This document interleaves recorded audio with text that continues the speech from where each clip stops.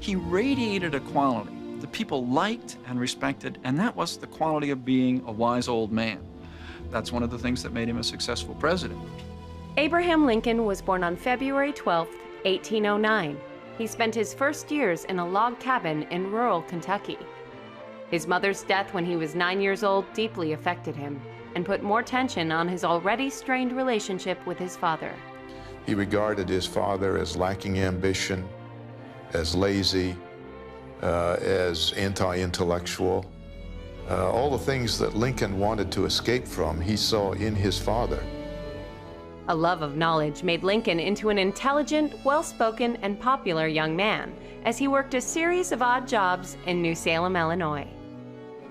When Lincoln talked, people listened, whether that was around pot-bellied stoves, in storefronts, at courthouses. After a term in the Illinois state legislature, Lincoln decided to teach himself law. He passed the bar in 1837 and moved to Springfield, where he met Mary Todd. Anybody who was watching what was going on in Springfield in those years knew that this was a fellow who was going to make a name for himself in some way, and Mary was attracted to that. Abraham Lincoln and Mary Todd were married on November 4th, 1842. Lincoln spent his next years practicing law. But in 1858, he decided to challenge Stephen Douglas for his seat in the U.S. Senate.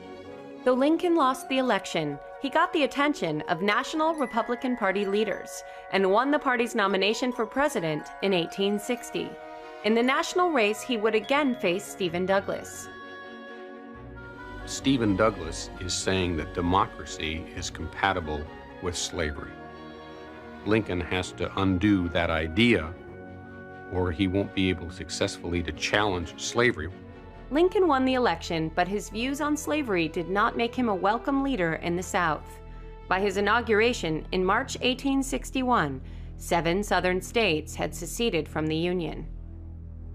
On April 12, 1861, the Confederacy fired on Fort Sumter and began America's most deadly war.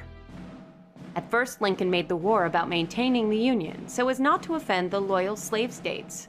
But eventually, he shifted the cause to abolishing slavery. And on January 1st, 1863, Abraham Lincoln issued the Emancipation Proclamation. Slavery was over. Lincoln easily won the election in 1864, and it would only be a few more months before Confederate General Robert E. Lee would surrender. With the war over, Lincoln could look forward to better times. Reconstruction had already begun, but there were those that didn't readily accept the outcome of the war. John Wilkes Booth believed that Abraham Lincoln was truly an evil man, and Booth believed that by killing him, he would be doing a service to both his nation and to his race. On April 14, 1865, John Wilkes Booth shot the president at Ford's Theater in Washington, D.C. Lincoln was taken across the street to a boarding house, where he died 9 hours later. The nation had lost a great leader at a time they needed him most. Reconstruction would have been a totally different picture. There might not have been a need for a civil rights movement in this country. There might not have been a need for Martin Luther King Jr. had Lincoln not been assassinated.